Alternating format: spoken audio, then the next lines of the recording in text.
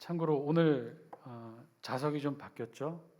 예, 제가 몇 주에 걸쳐서 광고드리고 약속한 대로 지난주 수요일에 교구별 출석 인원에 따라 우리 육교구가 많이 참석하셔서 육교구를 이 자리로 모셨어요. 예. 우리 각 교구별 출석 인원, 오늘 출석 인원은 어떻게 되나요? 한번 영상을 통해 보여주실래요? 오늘 출석 인원에 따라서 다음 주 좌석이 바뀌게 됩니다. 한번 보여주시기 바랍니다. 아직 안 됐어요? 예, 그럼 끝날 때쯤에 다시 한번 꼭 보여주세요. 거룩하게 하라라는 제목으로 하나님 말씀 전하겠습니다. 첫 번째 사진 한 장 보여주실래요? 첫 번째 사진 보시면 대표적으로 강아지들이 오줌을 누는 모습이죠. 근데 꼭 저렇게 다리를 들고 넣어요. 이것을 전문용어로 이렇게 시야한다고만 하지 않고 마킹한다고 합니다. 왜냐하면 한 번에 저렇게 다 보는 게 아니라 조금씩 나누어서 곳곳마다 기둥마다 전봇대 나무마다 이렇게 좀 높은 곳에 저렇게 다리를 들고 소변을 보는데, 이유는 소변을 보는 목적만 있는 게 아니라 또 다른 목적도 있는데, 그 목적은 자신의 영역을 자신만의 체취가 담긴 진한 액체로 남기는 것이죠. 그런데 중요한 것은, 우리가 궁금히 여기는 것은 왜 꼭 저렇게 한쪽 다리를 들고 놓아야 되는 것일까? 저거는요, 이 신체 구조상 어쩔 수 없이 저러는 것이 아니라고 해요. 무슨 얘기냐면 저렇게 하는 특별한 이유가 있다는 것이죠. 그 이유는 뭐냐면 자기 자신에 대한 과시욕을 드러낼 때 저렇게 다리를 높이 든다고 해요. 그래서 실제로 개라고 해서 다 저런 정도 높이로 드는 게 아니라 다 천차만별이라고 해요. 심지어는 두 번째 사진 보여주실래요? 저렇게 아예 두 다리를 하늘로 들고 저렇게 하는 친구들도 있다고요. 반면에 좀 소극적인 친구들 같은 경우는 아예 수컷이지만 다리를 들지 않고 이렇게 여자처럼, 여자래, 암컷처럼 앉아서 이렇게 마킹하는 친구들도 있다고 합니다.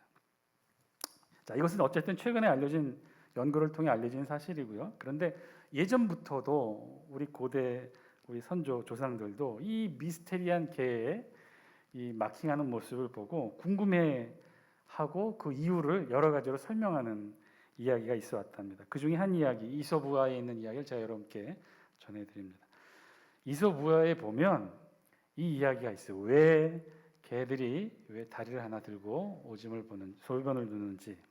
이솝우화에 의하면 원래 이 개의 다리는 4개가 아니라 3개였대요. 이 개의 다리가 3개였으니 얼마나 불편했겠습니까? 걷는 것도 기우뚱하고 바로 서지 못하고 잘 달리지도 못하고 너무나 불편해서 이걸 어떻게 하나 고민 끝에 이 개들이 단체로 모여서 하나님께 간절히 기도하기로 했답니다. 그래서 그 결과, 기도 응답의 결과 하나님이 이 개들에게 다리 하나를 더 줘서 급기야 4개의 다리가 되었대요. 이 개들이 얼마나 좋고 기뻤겠습니까? 그렇게 불편했는데 다리 하나 하나님이 더 주시니 걷기에도 편하고 뛰기에도 편하고 너무나 좋아서, 그래서 이 감사한 마음을 어떻게 하나님 앞에 표현할까 고민 끝에 이 하나님이 덧붙여 주신 마지막 4번째 다리, 거룩한 다리로 명명하고 볼일 볼 때 묻으면 절대 안 되니까 이 다리를 높이 들어서 볼일을 보게 했다는 이야기입니다. 그러니까 개들이 다리를 들고 쉬를 보는 이유가 하나님이 주신 거룩한 다리를 잘 지키려고 했다는 것이죠. 목욕탕과 교회의 공통점이라는 글이 있어요. 그림 한번 보여주실래요? 목욕탕과 교회의 공통점. 글씨가 좀 작아서 보이지 않겠지만 제가 읽어드릴게요. 첫 번째는 목욕탕은 벗어야 되죠. 마찬가지로 교회도 이 죄의 모습들을 벗어야 된다는 것입니다. 그리고 목욕탕에 가면 뜨거움도 있고 미지근함도 있고 차가움이 골고루 있는 것처럼 교회 안에도 보면 신앙이 미지근한 신앙, 뜨거운 신앙, 차가운 신앙이 다 있다는 거예요. 이 목욕탕도 들어갈 때 뭐를 내요? 돈을 내는 것처럼 교회도 들어갈 때 헌금을 낸다는 거죠. 그리고 이 목욕탕에서 실내를 봄에도 대체적으로 미온적인 것처럼 교회도 이 관용이 지배적이래요. 그리고 큰 곳일수록 가운 입은 사람이 많대요. 목욕탕은 마찬가지로 교회에도 가운 입은 예배위원들이 있다고 합니다.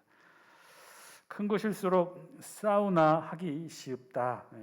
싸우기 쉽다란 뜻이겠죠. 마찬가지로 교회도 재직해 시 의견 대립이 있다. 그리고 들어올 때보다 나갈 때 심신이 가볍다.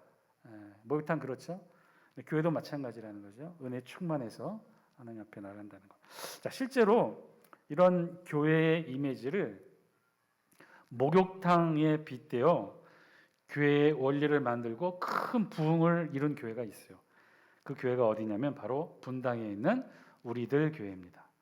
그래서 이 교회에서는요, 해마다 2번씩 목회자 또 사모를 대상으로 크게 세미나를 해요. 이게 이제 그 중에 한 세미나, 미주 지역에서 했던 세미나인데요.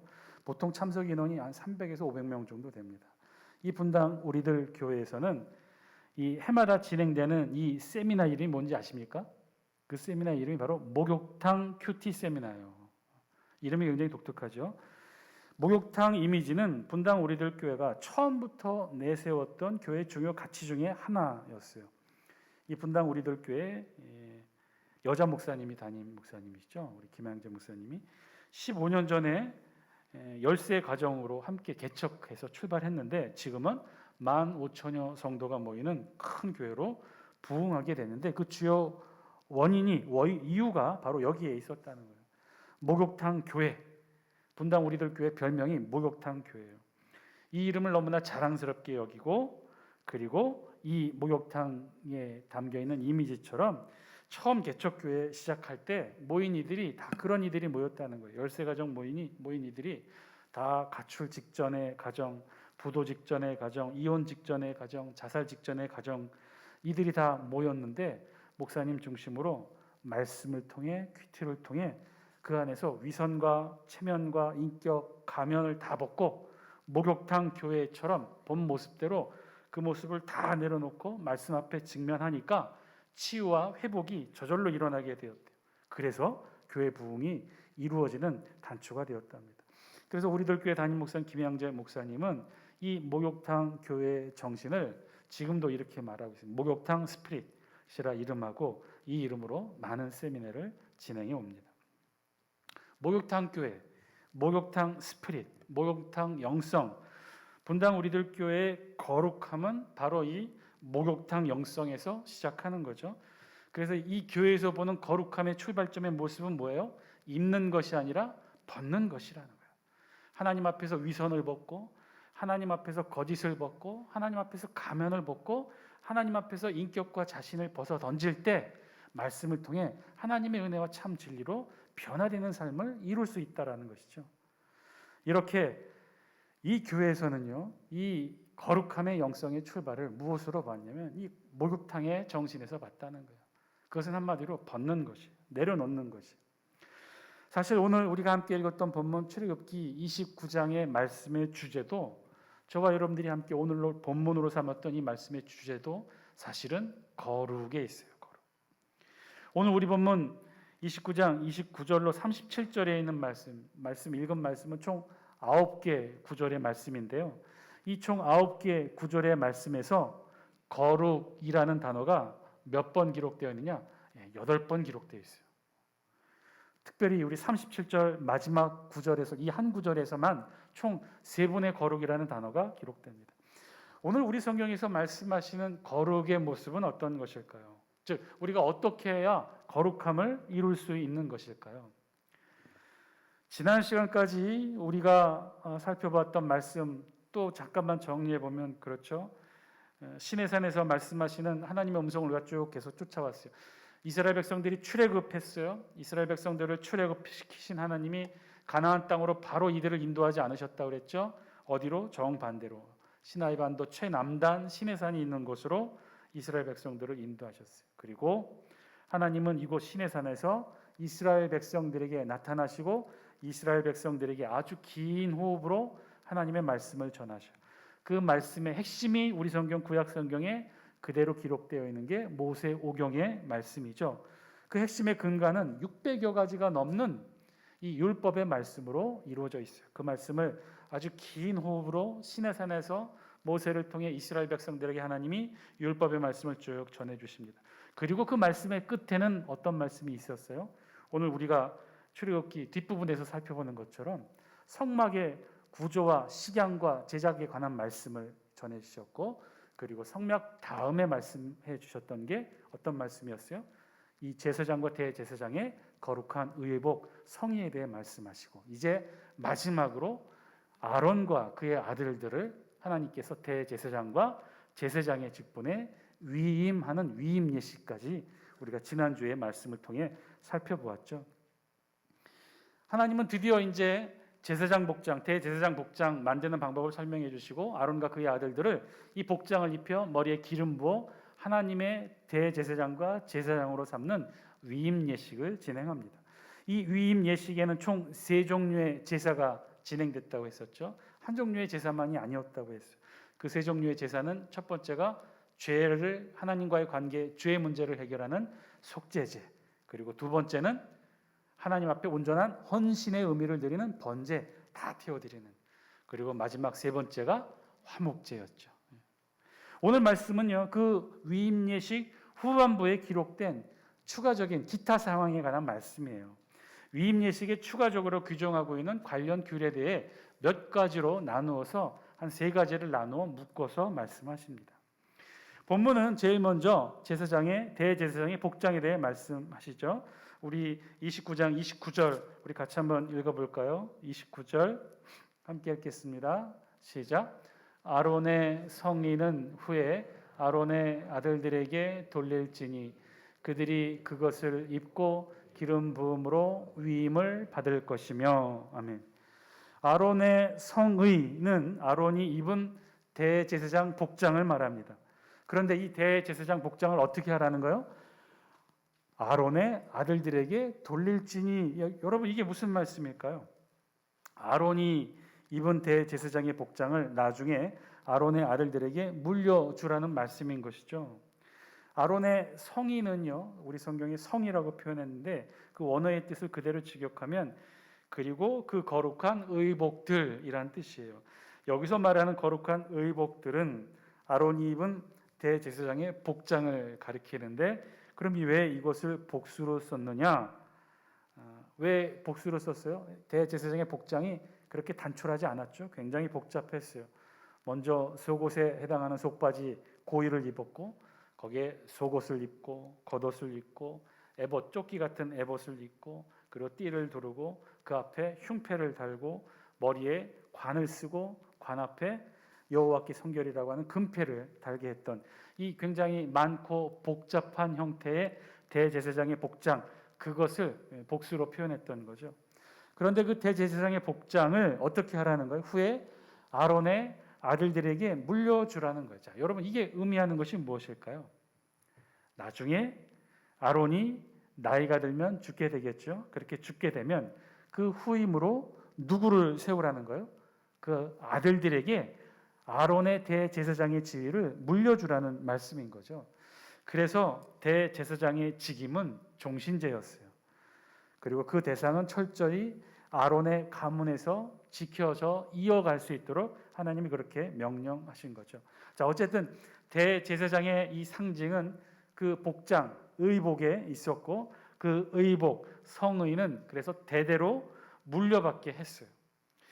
아마도 이 말씀을 근거로 보면 실제로 대제사장이 죽고 그의 아들들이 뒤를 이을 때마다 그 아들들에게 대제사장의 직임을 이어가게 했는데, 그때마다 대제사장의 옷을 물려받게 했다는 것으로 보아 아마 새로운 대제사장이 선출될 때마다 대제사장 복장을 그때마다 다시 제작하지는 않았던 것 같아요. 그냥 조금 수선하면서 계속해서 물려받게 했던 것 같습니다.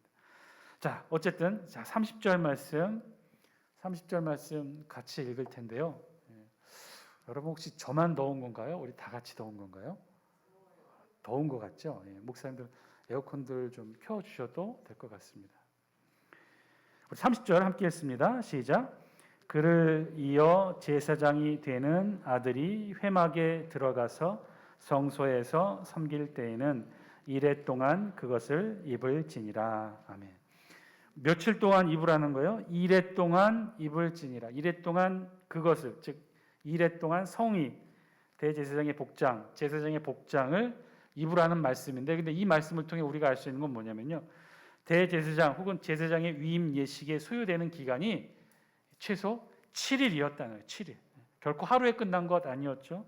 위임 예식은 총 7일 동안 진행됐어요. 자, 그러면 첫 번째 위임 예식에 있어서 이 거룩성, 그 거룩함의 그 상징성은 어디 있었던 거예요? 성의 복장에 있었던 거죠. 성의 거룩한 옷을 입는 것으로 우리의 거룩함을 지켜내라고 하나님이 말씀하신 거예요. 지금 아론과 그의 아들들에게도 그래서 제사장으로 그래서 하나님의 거룩함을 지켜낼 수 있는 방법으로 무엇을 말씀하셨냐면 하나님이 만들어 입으라고 하셨던 그 명령에 따라 대제사장의 의복과 제사장의 성의를 입도록 그렇게 하나님이 말씀하신 거죠. 그러니까 거룩한 옷을 입는 것으로 거룩함을 지켜내라고 말씀하시는 거죠. 맞아요. 오늘 우리 본문에서 말씀하시는 첫 번째 거룩의 조건은 그런 거예요. 우리가 거룩해지기 위해서 어떤 스스로 거룩함을 만들어내고 뿜어져 나오게 하라는 그런 것이 아니라는 거죠. 오늘 하나님은 우리 본문을 통해 말씀하시는 이 첫 번째 거룩성의 조건은요. 그래서 뭐냐면 입는 거예요. 입는 거. 거룩한 옷 성의를 입는 거예요.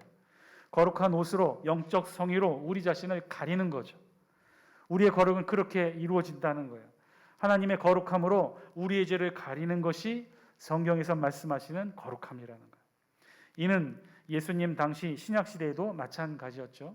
우리 예수님의 말씀 가운데 마태복음 22장에 기록된 말씀이 뭔가요? 혼인잔치의 비유에 대한 말씀이죠. 어느 임금이 자신의 아들 혼인잔치에 사람들을 다 초청합니다. 그래서 종들을 불러 다 귀빈들을 초청해요. 그런데 이 청함받은 손님들이 어떻게 했다고 그랬어요? 이러저러한 핑계를 대고 참석치 않았어요. 거절했어요. 심지어는 참석을 요구하는 그 종들을 잡아 죽이기까지 했다고 했죠. 그래서 임금이 대노했다고 그랬어요. 군대를 보내 그 청한 손님들을 다 죽이고는 어떻게 했어요? 그냥 길거리에 나가서 닥치는 대로 모든 사람들을 다 임금의 혼인잔치에 초대하게, 잔치에 참여하게 합니다. 우리 성경에 보면 그때의 말씀을 우리 마태복음 22장 10절에 이렇게 기록한 본문이 있어요. 우리 영상을 통해 함께 읽습니다. 시작. 종들이 길에 나가 악한 자나 선한 자나 만나는 대로 모두 데려오니 혼인잔치에 손님들이 가득한지라. 아멘. 이거 보면 우리 기독교의 아주 독특함이 여기에도 담겨 있죠. 똑같이 비유적으로 말하면 이 자리에 앉아있는 저와 여러분 모두가 다 선인이든지 악인이든지예요. 우리가 선인이기 때문에 저와 여러분들이 이 자리에 있지는 않다는 거예요. 우리 기독교의 아주 독특한 거룩성의 그 기준이 바로 여기 있어요. 예수님의 비유의 말씀에 의하면 임금 혼인잔치에 그래서 드디어 임금 혼인잔치에 참석하는 이들이 누구예요? 처음에 청함받은 이들이 아니었다고 그랬어요. 선인이나 악인이나 길거리에 있는 사람들 다 불러 모아 앉혔다는 거예요. 그리고 하나님의 구원의 자리 참석하게 된 그 상징으로 참석하게 된 임금의 혼인잔치에 참석하게 된 이들은 그래서 자신들의 선함으로 참석하게 된 것이 아니라는 거예요. 그러나 그럼에도 불구하고 하나의 기준이 있다고 예수님이 말씀하시죠. 마태복음 22장 11절 12절 우리 영상을 통해 같이 한번 읽습니다. 시작. 임금이 손님들을 보러 들어올새 거기서 예복을 입지 않은 한 사람을 보고 이르되 친구여 어찌하여 예복을 입지 않고 여기 들어왔느냐 하니 그가 아무 말도 못하거늘. 결국 그래서 이 사람은 예복을 입지 않은 이 사람은 쫓겨나게 됩니다. 땅을 치며 울며 슬피했다고 그랬어요. 임금의 혼인잔치에 참여할 수 있는 새로운 기준이 있다는 거예요. 그 새로운 기준은요, 우리 자신의 선함이 아니라는 거예요. 우리 자신의 거룩함이 아니라는 거예요. 우리 자신의 인격이 아니라는 거예요. 심지어 악한 이조차도 이 잔치에 참여할 수 있다고 그랬죠. 그러면 기준이 뭔가요? 선하거나 악하거나 참여하는 이의 선악이 결정하지 않고 그러면 어떤 기준이 결정하느냐? 그것은요, 예복이었어요. 예복을 입었느냐 입지 않았느냐, 의의 예복을 입었느냐 입지 않았느냐, 자신의 이 옷을 입고 왔느냐 아니면 예복을 입고 왔느냐. 실제 예수님이 이 비유를 하셨던 건 당시 모든 사람들에게도 공통적으로 알고 있었던 사실인데 우리는 좀 낯설지만 당시 고대 사회에 왕이 이런 잔치, 자신의 자녀들의 혼인잔치를 자주 베풀곤 했다고 합니다. 그런데 이런 잔치에 오늘 본문에서처럼 예기치 못하게 그 잔치에 참여할 사람들이 참석지 못했을 때 어떻게 했냐면 실제로 길거리에 있는 사람들을 다 불러 참여토록 했다고 해요. 그런데 길거리에 있는 사람이 그래도 왕의 잔치에 참여했는데 자신들이 입고 있는 일하다 말고 뛰어온 그런 작업복, 허름한 길거리에 그런 옷 안 입고 왕의 잔치에 참여한다는 것 자체가 왕의 잔치의 격을 낮추는 것이기 때문에 그런 일이 있다 하더라도 그런 일을 대비해서 왕궁에서는 늘 예복을 준비해 놨다는 거예요. 그리고 여기에는 두 번째 중요한 의미가 있는데 그건 이 경호의 문제도 있었어요. 밖에서 이들이 충분히 이런 잔치들을 노리고 왕을 시해하거나 암살할 목적이 있었기 때문에 그들의 겉옷, 이 긴 겉옷에 칼이나 이런 암살 도구를 숨길 수가 있어서 왕궁에 들어갈 때는 경호의 목적으로 자신의 겉옷을 벗고 왕궁에서 준비하고 예비된 그 예복을 입게끔 되어 있어요. 오늘 예수님의 비유의 본문에도 그랬던 거죠. 예정된 사람, 초청받은 사람은 참석지 못했어요.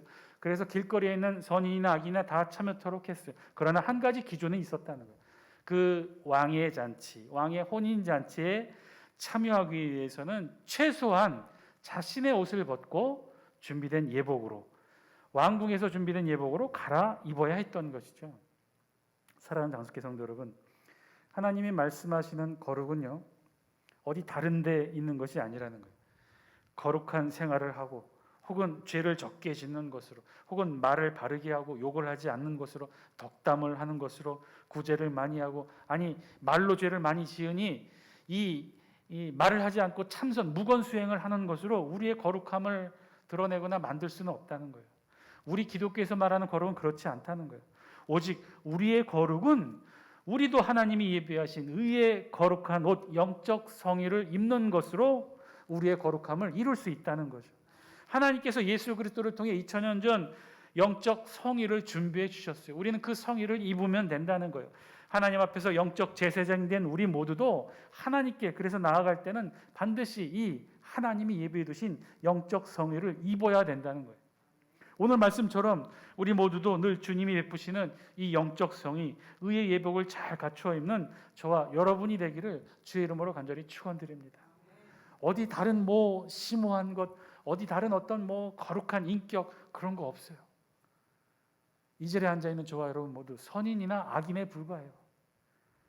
하나님이 문을 열고 다 초청하신 그런 대상자들에 불과해요. 오직 저와 여러분들이 천국으로 갈 수 있는 거룩함의 유일한 길은 내 자신의 노력과 인품이나 선함이 아니라 우리 하나님이 준비하고 예비해 두신 예수 그리스도의 거룩한 성의를 옷 갈아입는 것. 그러기 위해서는 내 옷을 벗어야겠죠. 내 옷을 벗고 우리 주님이 주시는 거룩한 성의로 갈아입어야만 천국 혼인잔치에 들어갈 수 있다는 사실입니다.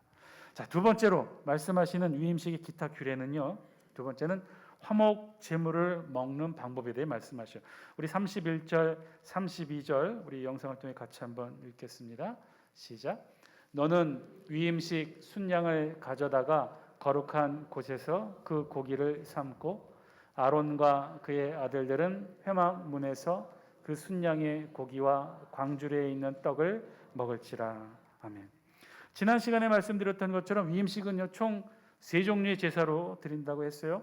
속죄제, 번제, 화목제. 그리고 이 마지막 세 번째 제사 화목제 제물은 속죄제와 번제와는 다르게 속죄제는 모두 다 태워서 하나님께 올려드린다고 했었죠. 그리고 번제는 그 자체가 모두 다 모두 다 드리는 헌신의 의미가 있었다고 했어요. 오로지 화목 제물만 그 제물의 일부를 헌제자가 나누어 먹을 수 있는데 그 성경에서는 아론과 그의 아들들에게도 이 화목 제물을 먹도록 하나님께서 허락하셨어요. 어떻게 허락하셨어요? 요제와 거제로 하나님 허락하셨다고 그랬죠. 이 요제와 거제를 통해 화목 제물은 영원토록 제사장의 음식으로 하나님께서 허락하십니다. 그런데 오늘 말씀에 의하면 화목 제물의 음식을 아론과 그의 아들들이 먹을 수 있다고 하시고는 특별히 먹을 수 없는 경우에 대해 따로 말씀하고 계셔요. 그것이 33절, 34절이에요. 우리 영상을 통해 같이 한번 읽습니다. 시작. 그들을 속죄물을 곧 그들을 위임하며 그들을 거룩하게 하는데 쓰는 것을 먹되 타인은 먹지 못할지니 그것이 거룩하기 때문이라. 위임식 고기나 떡이 아침까지 남아 있으면 그것을 불에 살을지니 이는 거룩한즉 먹지 못할지니라. 아멘. 먹지 못하는 특별한 예외 규정 두 가지를 말씀해요. 33절은 첫 번째, 누가 먹지 못하느냐? 아론과 그의 아들들은 먹을 수 있으나 누구는 먹지 못한다는 것. 타인은 먹지 못한다. 여기서 말하는 타인은 이방인을 가리키는 것이 아니라 대제사장과 제사장, 아론과 그의 아들들을 제외한 사람들에 대해 말씀하셔요. 그러니까 일반 백성들을 가리키는 거죠. 그러면 왜 하나님은 이렇게 명령하신 것일까요? 왜냐하면 일반 백성들의 화목제 제사의 경우는요, 사실은 다 허용했기 때문에 그래요. 일반 백성들이 나중에 화목제, 하나님께 화목제 제사를 드리잖아요. 그러면 제사장 몫으로도 따로 떼고 헌제자 자신의 몫으로도 따로 주시고, 그뿐만이 아니에요. 자신의 가족들과도 함께 먹을 수 있도록, 자신의 이웃과도 함께 먹을 수 있도록 그 화목 제물의 일부를 다 함께 나눌 수 있도록 하나님이 그렇게 허락하셔요. 그런데 오늘 말씀은 뭐라고 그랬어요? 위임식에 드려진 화목 제물은 누구만 먹을 수 있다고 하신 거예요? 아론과 그의 아들들, 대제사장과 제사장들, 즉 제사를 드린 헌제자만 먹을 수 있도록 하나님이 그렇게 명령하셔요. 왜 그랬을까요? 이유는 이 제사장 위임식이 화목제만 있는 것이 아니라 속죄제와 번제에 이어서 드려진 화목제이기 때문에 그래요. 즉 이미 아론과 그의 아들들은 속죄제를 먼저 하나님 앞에 드렸다고 그랬죠. 속죄제의 의미는 우리의 죄의 문제를 해결하는 거예요. 순전히 죄의 문제를 해결하기 위해 제사 드리는 거였어요. 그래서 아론과 그의 아들들은 이미 하나님과 깨어진 관계를 회복했기 때문에 하나님께 드린 성물을 먹을 수 있었던 반면, 그 위임식에 참여하지 못했던 일반 백성들은 하나님과의 관계를 회복하지 못했기 때문에 이 위임식 화목제물은 먹을 수 없었던 거죠. 마찬가지로 34절에는 두 번째 먹지 못하는 규정을 뭐라고 그랬어요? 위임식 고기나 떡이 아침까지 남아 있으면 그것을 불에 살을지니 이는 거룩한즉 먹지 못할지니라. 두 번째 규정은 뭐예요? 이튿날까지 남아 있는 성물을 먹지 말고 불에 태우라는. 왜 그랬을까요? 여러분, 음식이 남으면 어떤가요? 음식이 남아서 다음 날 식탁에도 오르고 그 다음 날 식탁에도 오르면 어떤가요? 처음에는 정말 맛있게, 새로우니까 신선했고 싱싱하니까 맛있게 먹지만 다음 날에도 올라오고 그 다음 날에도 올라오고 일주일 내내 올라오면 그 음식이 어떻게 되겠어요? 싱싱함도 사라지고 신선함도 사라지고, 또 실제로 그 음식이 자주 식탁에 올라 젓가락을 통해 침이 전달되면서 이 음식이 상하고 변질되게 되죠. 오늘 성경에 있는 말씀도 마찬가지였어요. 하나님께 드려진 제물을 하나님도 그래서 거룩히 취급하라고 말씀하시는 거예요. 하나님의 거룩성을 손상시키지 말라고 말씀하시는 거죠. 하나님은 인간에 의해 인간 자신의 거룩성이, 하나님 자신의 거룩성이 훼손당하는 것을 원치 않으셨던 거예요. 사랑하는 장수교 성도 여러분, 지금의 우리도 하나님의 거룩함을 훼손하지 않기 위해서 사실은 우리도 노력해야 한다는 거예요. 왜냐하면 세상은 우리를 통해 하나님을 보려고 하기 때문에 그렇다는 거죠. 세상은 우리의 거룩함을 통해 하나님의 거룩함을 볼 수 있기 때문에 그런 거예요. 그래서 우리도 가능한 한 그 하나님의 거룩함을 훼손하지 않도록 노력해야 한다는 거예요. 내가 거룩해지기 위해서가 아니라 내가 착하고 내가 선하고 내 인격이 온화하고 품성이 좋으려고 하는 것이 아니라 나로 인해 하나님의 인격성이 훼손되고 나로 인해 하나님의 거룩함이 무너지지 않기 위해서 우리는 노력해야 된다는 거예요. 다음 세 번째 거룩함의 방법으로 36절에서 37절에 있는 말씀을 우리에게 해주고 계셔요. 우리 함께 36절, 37절 말씀 함께 읽습니다. 시작. 매일 숫송아지 하나로 속죄하기 위하여 속죄자를 드리며 또 제단을 위하여 속죄하여 깨끗하게 하고 그것에 기름을 부어 거룩하게 하라. 37절도 함께 했습니다. 시작. 너는 이레 동안 제단을 위하여 속죄하여 거룩하게 하라. 그리하면 지극히 거룩한 제단이 되리니 제단에 접촉하는 모든 것이 거룩하여 지리라. 아멘. 한마디로 하나님께서 말씀하시는 건 뭐예요? 이레 동안 위임식을 행하되 어떻게 하라고요? 매일 숫송아지 하나로 속죄하기 위하여 속죄자를 드리라는 거예요. 위임식이 총 며칠 동안 진행된다고 그랬어요? 7일 동안 진행된다고 그랬어요. 하루에 진행된 게 아니었죠. 그런데 7일 동안 어떻게 해요? 매일 속죄제를 드리라고 명령하죠. 그러니까 정확하게 위임식 기간 동안 번제와 화목제는 한 번씩 드리지만 속죄제만큼은 매일 7일 동안 매일 드리라고 말씀하신 거예요. 한마디로 매일 속죄제를 드리라는 거죠. 사랑하는 장숙회 성도 여러분, 오늘 말씀에서 매일 속죄제를 드리라는 말씀은 우리 신약 시대를 살아가는 우리에게는요, 매일 회개하라는 말씀과 같은 것이죠. 여러분, 우리의 거룩함을 이룰 수 있는 방법, 우리의 거룩함을 지켜낼 수 있는 방법, 성경 구약 성경이 오늘 우리에게 세 번째로 알려주는 것은, 그래서 그 방법은 회개입니다. 회개. 그것도 매일 회개하라는 거죠. 우리 모두는요, 예수 그리스도를 믿고 회개함으로 거듭나서 거룩한 자로 인치심을 받은 자들이에요. 예수 그리스도를 구주로 고백함과 동시에 그래서 우리 모두는 천국을 약속받고 하나님의 자녀가 될 수 있는 것이고 거룩한 자, 의의 자녀로 인치심을 받게 되는 거죠. 예수 그리스도로 인해 우리 모두가 다 거룩하다 인치심을 받게 되었다는 거예요. 자, 그러면 그것으로 끝나는 것일까요? 예, 그것으로 끝날 수 있어요. 이번 한 번으로 모든 과정이 끝날 수 있어요. 단 하나의 조건만 허락된다면, 그 조건이 뭐예요? 우리가 구원받고 우리가 거룩함으로 인치심을 받고 우리가 하나님의 자녀로 초청받은 이후에도 죄를 짓지 않을 수만 있다면, 예수 믿고 구원받고 그래서 천국을 약속받고 거룩하다 인치심을 받은 이후에 다시는 죄를 짓지 않고 살아갈 수만 있다면, 예, 우리 한 번으로 좋게요. 그런데 우리 그렇지 못하잖아요. 의인으로 인치심을 받고도 주님의 거룩하심의 의의 옷을 입고도 그럼에도 불구하고 우리 끊임없이 죄를 짓습니다. 그러면 우리의 회개도 늘 끊임없이 계속 되어야 한다는 거예요. 그래서 우리 거룩함은 무엇으로 지킬 수 있다는 거예요? 우리의 회개와 함께 해야 된다는 거예요.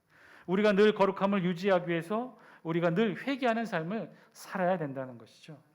사랑하는 장숙회 성도 여러분, 우리의 거룩함, 우리 안에 거룩함, 아니 하나님이 주신 이 거룩함, 2000년 전에 예수 그리스도를 통해 허락하신 이 거룩함을 지키고 유지하기 위해서는요, 우리에게도 특별한 노력이 필요하다는 거예요. 그것은 우리 말이 거룩해지고 우리 품성이 거룩해지고 우리 인격이 거룩해져서 이룰 수 있는 문제가 아니라는 거예요. 참선을 통해 고행을 통해 그렇게 해서 이룰 수 있는 문제가 아니라는 거죠. 우리에게 거룩함을 유지하는 것은요, 하나님이 허락하신 의의 예복을 입는 것으로 지켜내는 것이고 하나님의 거룩하심을 훼손하지 않는 것으로 지켜내는 것이고 늘 매일같이 회개함으로 지켜낼 수 있다는 거예요. 하나님이 허락하신 거룩하심은 우리가 이렇게 지켜낼 수 있다는 것이죠. 사랑하는 장숙회 성도 여러분, 그래서 저와 여러분 모두는요, 매일매일 노력하는 그리스도인이 되어야 해요. 늘 끊임없이 지금 내가 하나님이 허락하신 의의 예복을 입고 있는지 말씀의 거울을 통해 비춰보아야 되고요, 하나님이 허락하신 그 거룩함을 훼손하고 있지는 않는지 늘 우리 자신을 돌아보아야 합니다. 그리고 매일매일, 정말 매일매일 눈물을 흘리며 참회하는 회개의 삶을 살아야 한다는 것이죠. 늘 돌아보시면서 하나님이 우리에게 허락하신 그 거룩함을 잘 지켜낼 수 있는, 그래서 저와 여러분 다 되시기를 주의 이름으로 간절히 축원드립니다. 우리 함께 이 시간 함께 기도하기를 원합니다. 하나님이 허락하신 그 거룩함 우리 잘 지켜내게 하여 주옵소서. 잘 붙들게 하여 주옵소서. 그래서 하나님이 허락하신 그 거룩함을 살아내게 하여 주옵소서. 이 시간 함께 기도할 수 있게 되길 바랍니다. 우리 거룩함을 잘 지켜야 되는데요, 그거는요, 우리가 말을 거룩하게 하고 욕을 하지 않고 우리의 인격이 좋고 우리가 온화하고 누구처럼 참선하고 고행해서 이룰 수 있는 것이 아니라고 했어요. 오늘 성경을 통해 우리에게 말씀하시는 거룩함을 지켜내는 방법은요, 다른 데 있는 거 아니에요. 우리 주 예수 그리스도의 의의 예복을 입는 거라고 했어요. 하나님이 우리에게 허락하신 그 거룩함을 훼손하지 않는 것이라고 했어요. 매일매일 회개하는 삶으로 그렇게 우리의 거룩함을 지켜내는 것이라고 말씀하십니다. 우리 사랑하는 장숙회 성도 여러분 모두가 다 이 거룩함을 잘 지켜내며 하나님 앞에 그 거룩한 임치심을 영원히 잃지 않고 살아가는 저와 여러분 다 되시기를 주의 이름으로 간절히 축원드립니다.